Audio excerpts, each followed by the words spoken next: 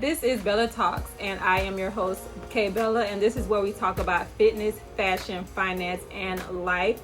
And I have a beautiful soul, which is my cousin. Her name is Ronitra Davis, and I appreciate you for coming on the show. Yes, honey. Thank you for coming. And I love it. So tell us a little bit about yourself. First of all, I am 42. I was diagnosed with sickle cell when I was 13 months old. And the reason being that they even checked for that was I couldn't walk when I was a little. It was time for me to walk. They was like, what's going on? This baby should be walking by now. And when I would walk, I would drag my legs. More so, I would walk like, you know how children mark the dog? Right. Well, I couldn't put pressure on my legs, so it was uncomfortable. And my mom's mom was a nurse at the time. She said, you need to take her to the hospital. You need to get her checked. Right. And I grew up with my dad's mom, so I'm at the hospital with, the three key people in my life. Right. And they put me on the floor, which at Lee Memorial Hospital still the same ER, still the same floor. And the doctor said, it was an Indian doctor, he said this floor is too cold. If this baby don't get up and walk, that's very concerning. Right. And they set me on the floor, and my mama said, I just holler. And so he said, well, we're going to run these tests, and this is a new thing that's, not very much spoken about, but we're going to run it. Ran the test, and come back, I was diagnosed with sickle cell disease. Okay. There are different types of sickle cell. Some causes pain, some causes a lot of swelling, some causes arthritis, different places in the body. I also have that where in my left hip over the years I developed, which is called avascular necrosis, where your hip femur is in a cup, and as we get older and we start walking, right, your bones and stuff grow with you. Well, for me, my femur is still as it was when I was diagnosed at 12. It's still this small. Really? And so the older I get, it just chips off, the bone just chips away. Really? So it causes a constant pain on a daily basis. So my thing is, with medicine being progressive, it's progressed. They haven't found any way to do like surgery or anything like that to try to help that where you're not in constant pain. So with the AVN, right now they're waiting for me to turn 45. That's because usually with joint pain, you get a 10-year span. Got it. So to keep me from having to go back in another 10 years, why don't we just wait till she's 45, and that gives her a little bit longer longevity with this new hip. Okay. So for myself, I still have a lift that I use. I walk in my tennis shoes. I still exercise. I still ride the bikes. So I honestly have been keeping myself healthy with this, just by still acting as if there's nothing wrong. Right. Now, it's painful, but mentally I have learned to control that. So where if it's too much, I'm going to sit down. Right. As we had talked a while before, with sickle cell, you push yourself. You push yourself to an extent. My blessing and my curse, so my husband calls it, is my mom, which is a nurse, treats me like, girl, ain't nothing wrong with you. Right, because she wants you to keep do pushing. Whatever you want to do. Right. My dad is like, no, you gonna fall off that bike, girl. It's gonna cause a crisis. And so that has become a balance for me and made me aware of what I can do and what I can't do. Right. What I can push myself with and what may not be good for me to push myself with.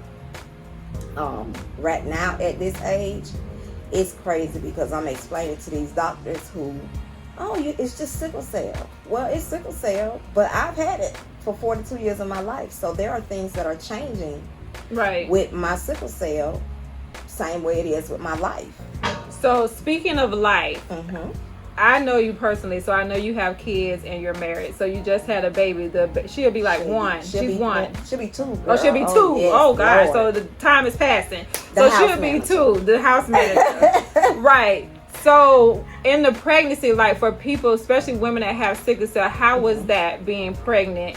Oh my goodness. So first of all, I was told at 12 that I could never bear children. And that was pretty much the same thing like with T-Boss from TLC. She was like, you can't have kids. They said to me, the doctor came in and said, you will never have children.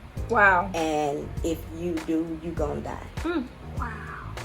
So it's like a scare tactic, like they just give you like an end-all, be-all. Yeah, child, but honey, thank God my grandmama is a granny. Right. Cause honey, she was like, no, that ain't what we going to do. And I was like, okay, mentally I had got prepared for that. Like I can't have kids, I ain't worried about it. Well, I hadn't been pregnant before and started having miscarriages, so I was like, okay, I can get pregnant. Right, but you thought you just so couldn't what hold y'all saying? I can't have the kids. Right. So then it became to the point where I would have the miscarriage, and I was like, okay, I'm done with this process. I don't even want to do this because I felt like it was doing more harm to my body than not so. Little secret, my husband, I done had a crush on him since Palmetto Court was up 1987, and so I used to pray oh my this God, man was gonna be my husband because Tyrone was not sick. He just wasn't nothing wrong with him to me. For me to see sick children all the time, and for me to see like he was like normal. He just was the bully for me. You can't play with us because you're a girl. So I prayed for my husband to be my husband. I prayed for my husband to be my children's father. So now here I am 30 and I'm like, I'm over this kid stuff because he has children already. Right. I ain't got to bear nobody children. I'm good. Right. Well, the doctor said to both of us, because we were going to try, and the doctor said, I don't think that's a good idea because now you're in your 30s. It may be very, very bad. Right. My mama gave me a birthday party for my 29th birthday. And I was tore up. So never is that really how we drank. So and is that how it happened? Yeah, this one got him. This 12-year-old decided she was just going to come anyways. And with that pregnancy, 9 months, I had not one crisis. Really? 9 months, I had not one crisis with this child. So now in my mind, I'm like, am I going hard because I know I have another life depending on me? Right. So where I had changed my diet, I had changed my eating habit, I had changed my surroundings. Like when I tell you I was a hermit crab, I didn't let nobody in my space because I knew that if it's a stressor, I'm going to get sick. Right. 9 months, no pregnancy, not no pregnancy, but no crisis. Until I got ready to have her. Was it anxiety? And that was it. It was anxiety, and it was my body was tired from the contractions. Right. So the doctor was like, "Nope, we finna take this baby." Him, smarter than a whip, ain't nothing wrong with him. Now here come 40. Between my husband and I, we have 2 grandsons. They'll be 8 this month. So I'm definitely over the baby situation. Right. And then I'm not supposed to have kids. So to me, my daughter is a blessing. Like she's a true testimony. Being that I didn't have but one ovary. Really? So she ain't supposed to be here. Period. My God. See, God got the final say so, honey. So God has the final say so. She's not supposed to be here. So here I am, 30. And so when I turned 40, she was upset because now she the only child in the house. She just in her feelings. I want my own sibling. You are the baby. You are your own sibling. Like, we done. I'm over this baby thing. And I say, if you want a baby, you better go in there and pray about it, because I'm done having children. So she prayed about 3 weeks it. later, I busted her room and told her she better not pray for nothing but the library. Because, girl, I was pregnant. So happy 40th birthday to me. So it seemed like every birthday, something Girl, was look, popping the doctor up. said you're going to be pregnant again at 50. I said, absolutely not. Not me. Oh my God. So you brought up something that really stuck out when you said that you was pregnant with your first daughter, that you changed your eating habit, you changed your lifestyle, you even changed your surroundings. Yes. And you had no crises. So does that kind of stick out to you of like, okay, these 3 major things kept me from having a crisis. So is that something that you try to do? Got it. When I was 40 with my last daughter, then we recognized that the crises had started coming different. Okay. To where they were more frequent as they were when I was in my 20s. Right. And being that they were more frequent, it was like, okay, now what's going on now? Because my body is like it's regressing. Right. And with that pregnancy, I really had no crises until the end of my pregnancy. And so I just got to the point where I was like, well, Lord, this is just what you want to do. I'm just going to let you have your way, because look like I ain't got no control at this point. Here I am. I still ain't got but one ovary. And this baby healthy is I don't know what. So the day that I had her, my last baby, 7, I had her. They were supposed to give me a blood transfusion because I'm getting ready to have a cesarean. I'm supposed to be losing all this blood. Right. Just not going to be a good look for me at all. Got ready to go into the OR, and the tubing popped. So the blood everywhere. I never did get the blood transfusion. But the little sister healthy. You done seen her. She's been here. She probably could be doing this interview for me. She's just that smart. Oh my goodness. She has the trait. Okay. Now with the trait, how does that work? Because is it where when you have the trait, can you still have the symptoms, or the trait is pretty much like if you get with somebody else that has a trait, when you guys have a baby, then they have the disease? Like, how does that work? So, for some, the trait works both ways. As far as symptoms go, you get the little aches and pains, but not severe as a person with the disease. Okay. With the trait, you want to also make sure that you stay hydrated. Right. You, just like with sickle cell, you want to make sure you stay hydrated, because that will help with those little aches and pains. I have noticed with my daughter that like some mornings she get up and she don't want to stand. So at one point I thought, you just being spoiled. Right. So I started watching that, because it took me back to me walking. Right. And so I watched her, and I'm quick to try to push fluids. And so it's so different because I have the disease. I'm like, ain't no way in the world I'm going to let my baby feel this kind of pain. So I'm quickly trying to either give her Motrin at that moment. Right. Or trying to make sure she's taking in fluids or popsicle or something. And at one point I felt like I was over exaggerating it, because I just don't want her to feel what I'm going through. Right.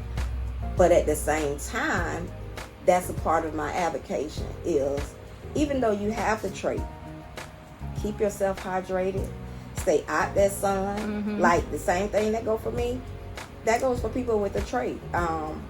Not too long ago, we had a football player who had the trait in college, and he passed away because he was dehydrated. And being that he was dehydrated, he was on the sideline. And in college they can give you fluids and stuff on the sideline. Right. They did those things, but it was too late because he had over exasperated himself. Right. So for me, I tell people, even though you have the trait, treat it like you have the disease. Still keep yourself hydrated. Still go to the doctor. Some people I've met, And they say, oh, I just got the trait. It ain't nothing. And I'm looking at them like, ooh. Mm-mm. So when you have doctor's visits, I know like when you say with aches and pains, like what are the things that stick out to you to say, you know what, let me get checked for this to see if I have it? Okay, so for me, I'm always telling people if I see a person that's hurt in a certain way, I say that to them. We could be in the grocery store and I could see somebody look at you like you crazy because like, girl, why you saying that to me? But I'm a people's reader too. So when I see people carry themselves a certain way, I know that pain. I know that pain inside and out. So I mentioned to them, you know, have you been checked for sickle cell? Or people's children. I'm the black community. I can't say it enough because these young girls have babies and don't know that they got to be checked for anything. They just Right. My mom was 15 when she had me, and she was at Lamp, and the people was saying, you know, your baby may not make it past 3 or 4 or 5. You're 15 and somebody telling you that your baby has a disease and may not make it past these ages that you're expected. Right. So I tell the younger children or the younger generation, our generation, like, have a baby, get your children checked for this. I've heard, my boyfriend white, and what that mean? Get your baby checked. Right. Because just because your boyfriend is white, your dad is black. And sickle cell is predominant with male gender. So for me, I can explain it. For me, my grandfather, his grandfather had the disease. Okay. And then my grandfather and his siblings got the trait for the disease. And so when my grandfather had my dad, now my dad trait or the disease. Well, same thing with my mom. Right. Her dad has a twin who had the trait. So my grandfather had the trait as well. They're twins.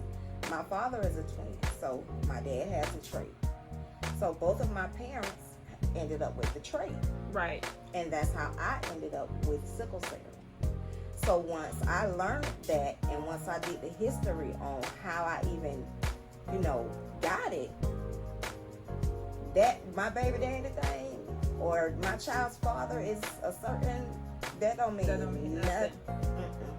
So I just feel that like what you're saying is definitely like we should definitely be in check if we have any signs or symptoms for sickle cell, but just in the black community period, we need to be getting checked for anything across the board. Because I think that's our biggest thing is just, oh, I don't have to worry about it. I'm not having no symptoms, or I'm not sick, or that. And the only thing that I don't really like about males, especially, I know it's off topic, but in relationships, they don't never want to go get checked. They don't never want to go to the hospital. They always go off of, oh, my baby mama pregnant, she's straight. But I don't know that. I don't know you. So what are you talking about? I don't get it. My husband, for example. So when we started dating, he wanted to take me on a date. And so he kept calling, and I was like, I'm not answering the phone. I'm getting blood transfusion. I let him know after this. Right. He kept calling. And he was like, well, where you at? I said, I'm at the hospital. He's like, for what? I'm getting a blood transfusion. He said, a blood transfusion? Why? I said, well, I have sickle cell disease. Right there. He didn't hear sickle cell. He heard disease. So, as blacks, we hear the word disease and we automatically stop right there. Right, because you think it's already contagious, you can get it. Yes. It's like, all right, I ain't trying to talk to you. The first thing he said was, can I get it? Yes. And girl, I saw that. Because, can you get it? Yeah, you can have it, but you can't get it from me. Yes. And so, he started researching because he wanted to know why I was going to get this and what is this and this and this. And so when he asked me to marry him, that was a part of me saying yes. Is that he even took the time to know what I'm going through. Right. And most black males, child, they just go with the flow. Right. They just take what you It is say, what it is, and then go they'll for be it. like, oh, okay, well, you know, it's So, whatever. He took the time to research sickle cell, and he took the time to go to my appointments with me. He took the time to really know what it is, to the point of, if I cannot speak right now, he can tell them what's going on. I mean, he can, just as quick as I can articulate it, he can too. Right. And it's funny because he didn't never like going to the doctor. Well, all men don't. And I said to him, I said, oh, this is going to be a problem, because my granddaddy didn't like going to the doctor. Mm-hmm. And I hated it that you, this prideful man, you don't want to go to the doctor, but when you finally do go to the doctor, it's something that you can't get back. Right. So I push it. I push it on my brothers. I push it on my cousins. I push it on my in-laws. Like, don't sit and think that we just invincible. Right. You're absolutely right. Even when you're feeling your best, you should still go to the doctor and see what's going on. It's good. It make it so bad for those that don't like to go to the doctor. Half the time when they do go, they leave out of there happy. Mm-hmm. Because it's just that much of, okay, whew. Right. But I think it's just the anticipation of what if. Could be. What if? Like, I feel fine, but what if? Because I can even say myself, like, even with people that have cancer or AIDS, it's like they have it for so long, but then when they finally get diagnosed with it, that's when you start seeing them going down, their health decline, because it's like your mind is the most powerful thing in your body, and it will shut everything down. So your mental. Your mental. Is a very, very, my mental is a very important key player for me for this thing. I had spoke about it on one of my Facebook reels, and I had got a question about it being mental for me. Right. And so it's like, I already deal with sickle cell. I already got that against me.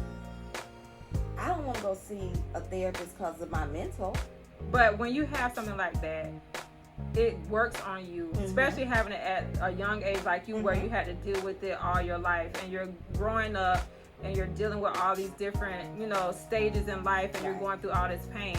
When you have to deal with that, it does work on your mental. So what do you do to try to keep you at a state where you can be able to take this thing on and not shut down? So right now, I'm in the process of, I vent about it. Okay.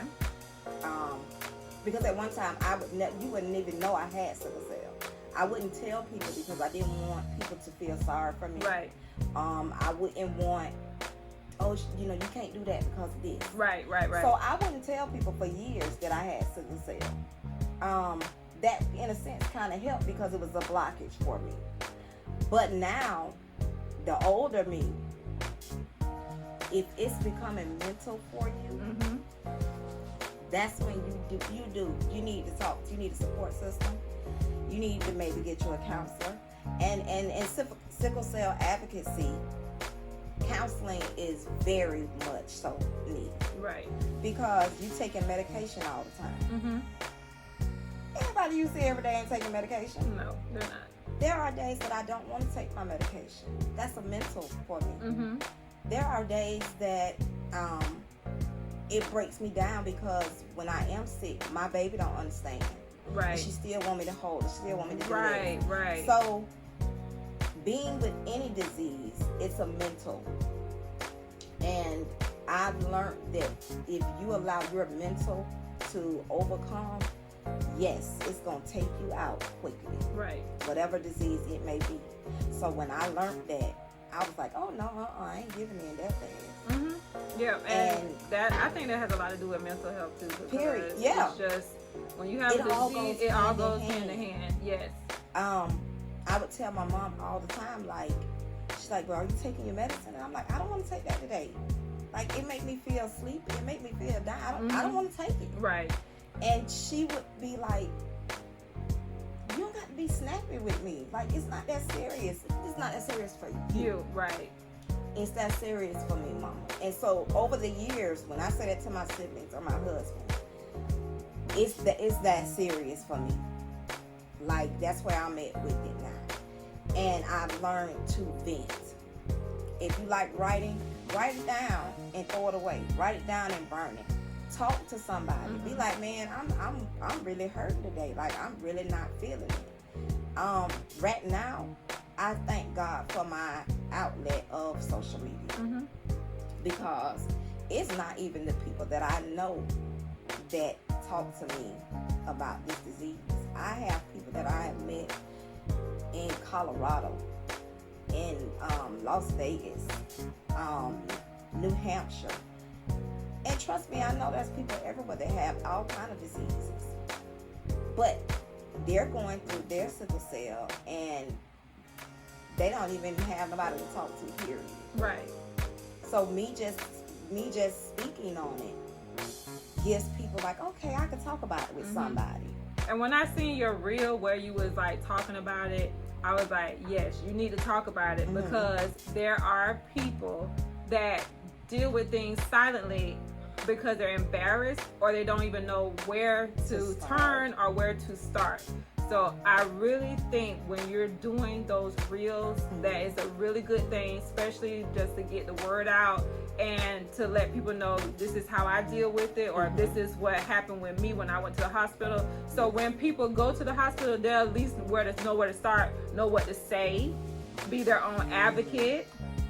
We have a younger cousin, and he's a teenager, and he's getting ready to transition over into adulthood. So that's gonna be very difficult for him because as a kid, his mom and my grandma always spoke for him. Right. When he becomes an adult, when he turns 18, he's gonna have to go over to big people land. Yeah. Those doctors are not going to. If you don't push the issue, they're not gonna push the issue. Exactly. And I think we need to speak on that. Yes. Why is it that when and I really feel deep down in my spirit, that's why a lot of black people probably don't go to the doctor because they get traumatized with the wording and how they're talking to them. They don't understand. They are afraid to say, I don't understand what you're saying. Can you give it to me in layman's terms? They don't want to feel like they're dumb. So they feel like I'd rather not even go ask that question because I don't want to feel like I don't know what you're saying or I don't know what you're talking about. Right. So I really think that is key what you're saying, that when you are speaking or if you have somebody in your family that can help you to be able to speak for yourself and to be your own advocate, that's a really big deal. Yes. I'm personally, I worry about him for that. Because he's very soft-spoken as it is. And even for me, I'm 42 and over the years, I've learned the doctors just like the doctors learned me. So, gracefully, God has placed my mother to be a nurse. And when I say she on her stuff, like she's doctoring. Right. And you have so my wording is very much so different. I researched this thing. I don't just live it. Right. So when I'm speaking to the doctors, they hate it when I come in there and say, what's my retic count? Oh, they feel like, okay, we're not going to deal with you, ma'am. Yes. We're going to get you up out of here. Why do you even know that word? Right, because now we know that we can't play with you. And they be ready to put me out. I have some nurses who come in and they're like, oh, well, I just got to take blood. And I'll say to them, oh, well, my veins are no good, but I do have a Metaport. Well, we can't use that. No, you don't want to use it. You're being lazy.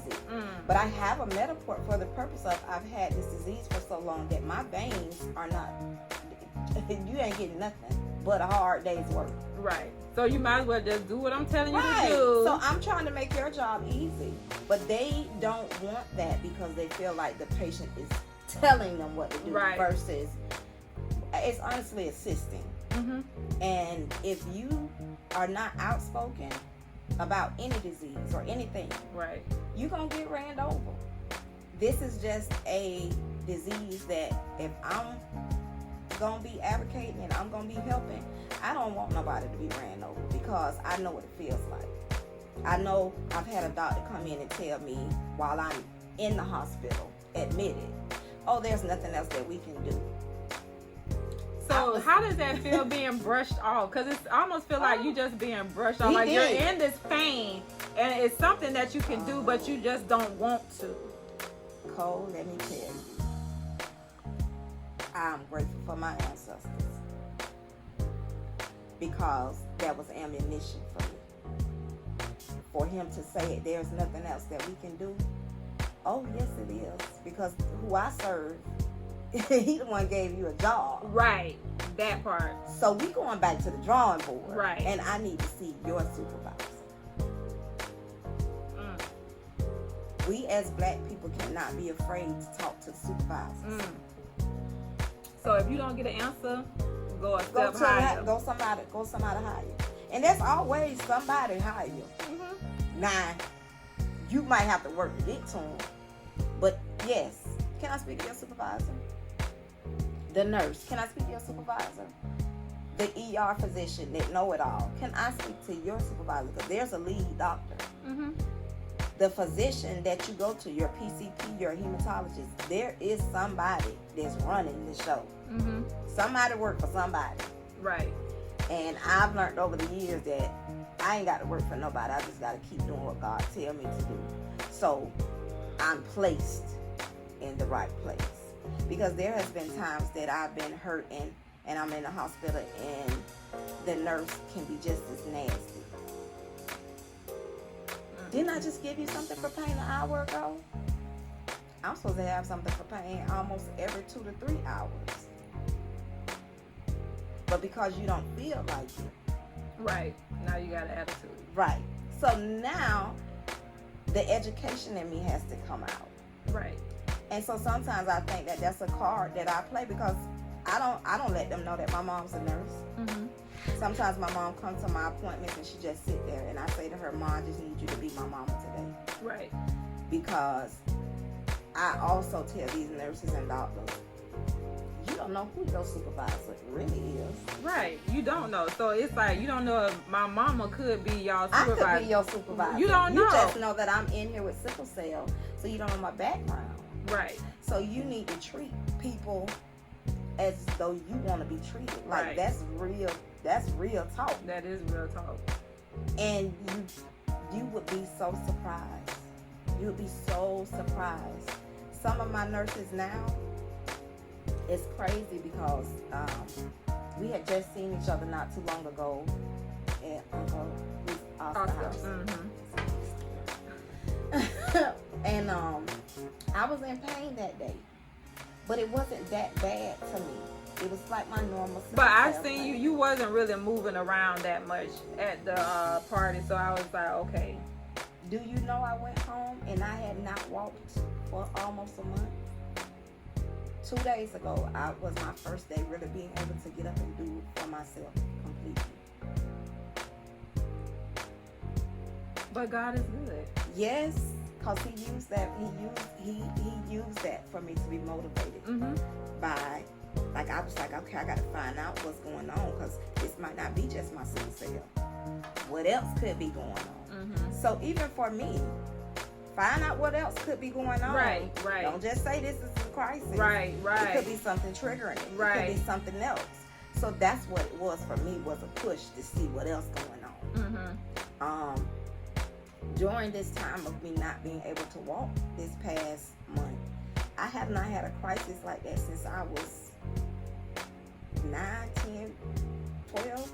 Really? To where at one point I had to learn how to walk again. I had to go through therapy. Really? This time here, I had to do a little physical therapy just to keep my joints moving so that I don't get clots and stuff start falling apart. And that's what I mean when I say to y'all, like, I have to move. I have to move around, because even so, me being still, I can get blood clots. Blood clots for me travel quickly because my blood cells are already C-shaped. So it's not like I'm getting oxygen normally by where for a normal person that does not have sickle cell, you down and you're not feeling good, you lay down and rest. Right. For me, laying down and rest is like, because those C shapes are stacking up on each other instead of normal oxygen flow. Right. It's C shaped. So when they stacking up on each other, I'm not getting oxygen to certain places, whether that be my joints or my legs. So me sitting still can cause me to have clots. So it gets a whole lot deeper. I was gonna show you, cause they show like a lot of people do and a lot of people don't. So for me, these are my shape cells. This is normal blood cells. So normally they're flowing, and if they're round, they're able to bounce off of each other. Right. Mine are like a C shape, like a cup. So instead of them bouncing off of one another, they just get stacked on top of each other. Wow. That's and I'll what show you causes guys on the screen what she's saying, what she's talking about. Mhm. I have a picture on the screen of Yes. how the different blood cells look. And it's crazy because now it's so much broader stuff to do. Yes, it is. And I've been offered to do a lot of trials, but I feel as if God didn't give me this to get paid from it. So I don't want to be cut up and have to go through other things that I'm already dealing with one thing. Right. So I choose to deal with my sickle cell differently. I know there are many that have either did a trial and the medication works, and I know some that the medication make it worse. I'm just blessed to be in the number. Right. So I don't want to invite nothing. Right. And right. if Because it was it's a meant for me- 50-50 chance it could go If it was good meant or for me bad. to get rid of it, God done healed too many people and done did too many things. I have 2 testimonies, my babies. So I know that if He wants to take this disease completely from me, it's possible. Right. So I just look at it like, no, I don't want to try no other stuff. I don't want to do this and I don't want to do that because I think it's going to do this. That's just personal. Where there are a lot of people who are like, I need the money. Mm-hmm. So they do the trials and things like that, and then they sicker than what they even. And then they can't even use the money because now they're in a worse situation. Yes, where they done got paid and check done hit their account, And they can't they in even the hospital. enjoy it. That's crazy. Mm-hmm. So I know you said a little bit about being an advocate. Mm-hmm. What, I know you're using your platform now for that.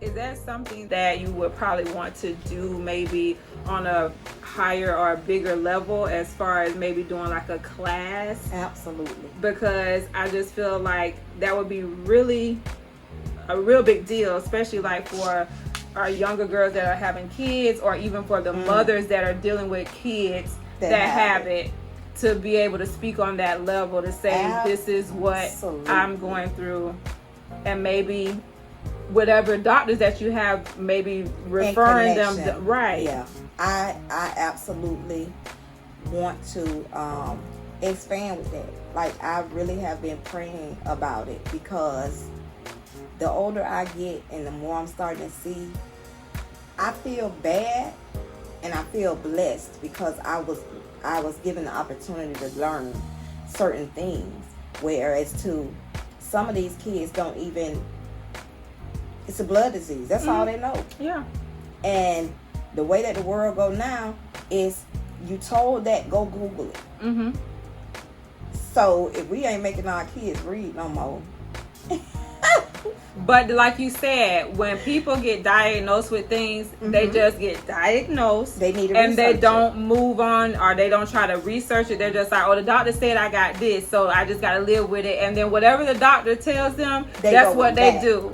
So by you researching it, you taking that extra step, you being that person to say, I'm not going to take what you tell me. I'm going to look into it and see what I can do on my own.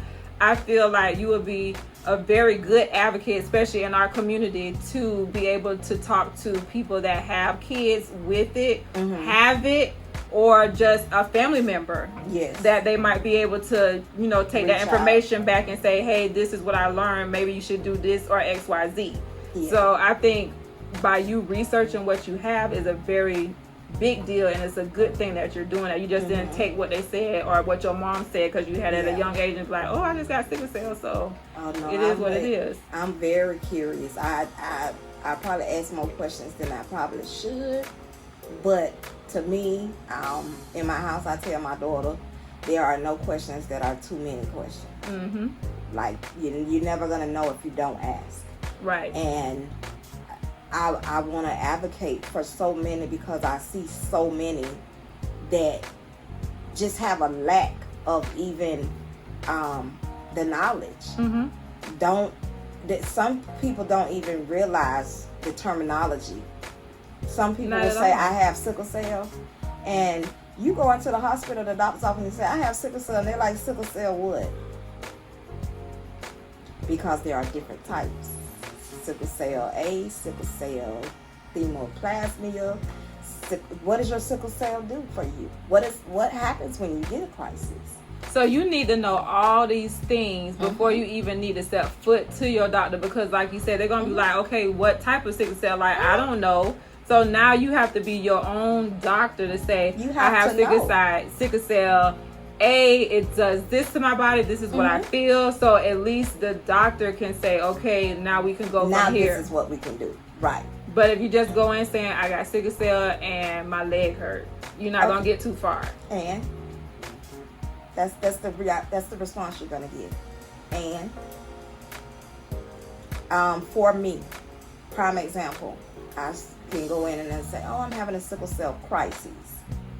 So if I say I'm having a sickle cell crisis, that indicates that I have sickle cell disease. Okay. If I say, oh, I have sickle cell, they're going to be like, okay. So me having a crisis, they know that I'm in pain. They know that I may be dehydrated.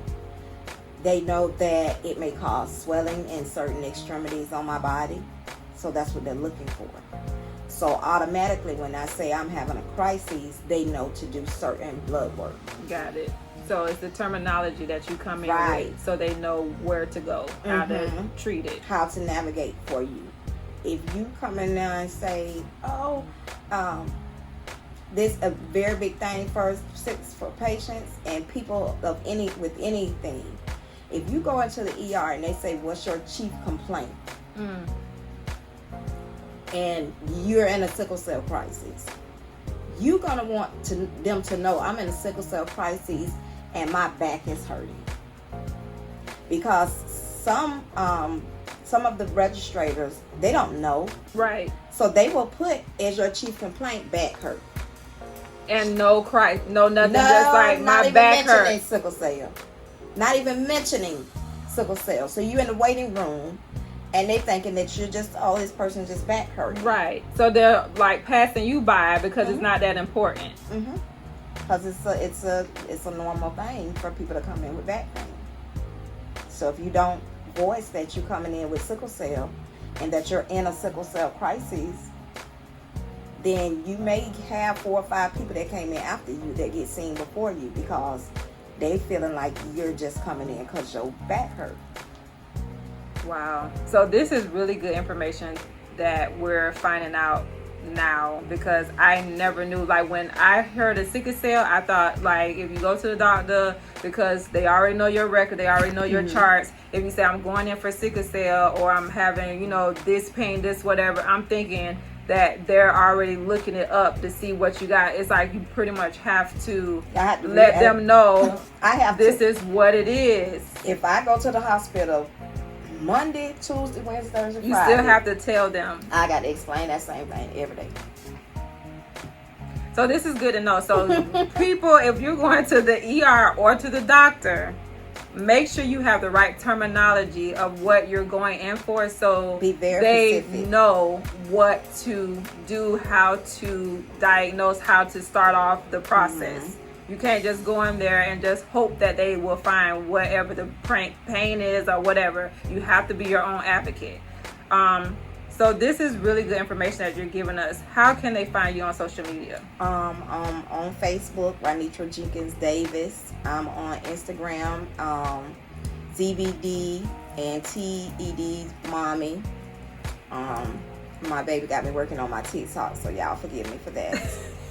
But on Facebook, my messenger is open, so that if you do have any questions that you want to ask, I'm not saying I know it all. I'm not saying that I'm a doctor at this, but honey, living with it for 42 years, I'm a pro at this point. And I may not have the answer, but I don't mind helping find the answer. So I don't mind anybody reaching out to me on social media for that purpose. All right, so I will have her handles on the bottom of the screen, and like she said, we are not doctors, so anything that we have on this show that's being said, do not take it for the Bible. This is not, we are not MDs. We don't have no alphabets behind our name, so this is just to give information of what you could say or what you can do. And like she said, if you want to reach out to her to get any information, if you're going through something or you have a family member, that she can give you some type of information for you to go to a doctor. So do you have any final words for Bella Talks? No, but I am so proud of you. You are my inspiration. Thank you push me more than you know. Oh, I appreciate that. I am appreciative of you reaching out and yes, cause push the envelope. Yes, we need to push it. Especially tell somebody something. Tell somebody something, because for our community, especially Fort Myers, Dunbar being so small, I love to have stories on the show like this to get the word out about certain things that we need help with. Everybody in the community needs to help each other. So if I can have somebody on the show that can help 10 people, that's amazing. That's good for me. So I don't have anything else to say, but I appreciate you for coming on the show. Yes. And I love you, girl. Yes, I know. So I am going to gift you with a Bella Talk shirt. Yes. And I'm saying thank you for coming on the show to speak about your sickle cell and your journey. And I really appreciate you for coming on the show. Yes. So, yes. Also, I want y'all to know that y'all see see my shirt. Crazy closet. Yes, honey, I represent my cousin all the time. But I wore this because red is sickle cell colors, and the red and black represents sickle cell. So, hello. Hello. And also, I brought you something as well. Oh, I'm getting gifts. Yes. Okay, yes. And I love gifts. So, this is some information for you as well. Yes. Okay, so this is what I'm going to put on the screen for everybody to know what we were talking about. And these are one of the things that help with my mental health. Got it. And journals, I love, yes. And word of wisdom. Yes, because mental health matters in everything. Everything. And we are part of a big tribe. Yes. Okay. We do have a big tribe. Our Alexander family is huge. And so, girl, you did not bring this up. Oh my goodness, I definitely need this, because when I be at work, these hands be ashy from trying to do all that. Look, that COVID. Yes, come on. And every queen got some bling. Yes, ring pop, girl. I was at work and I was talking to one of the guys, and I said, back in the day when you had a ring pop, that means your mama had money, because you went in the store and you got ring pop. Or it's almost like if you had ring pops at home and you had on your finger, it was like you had the good snacks at home. You had the good candy. So I appreciate these gifts because you don't know how much these two mean. Especially when I go to work, I be looking for a good sanitizer and a good hand lotion. So this would definitely be used Monday morning. I keep that stuff on me. Monday morning. And I definitely need the journal after leaving work.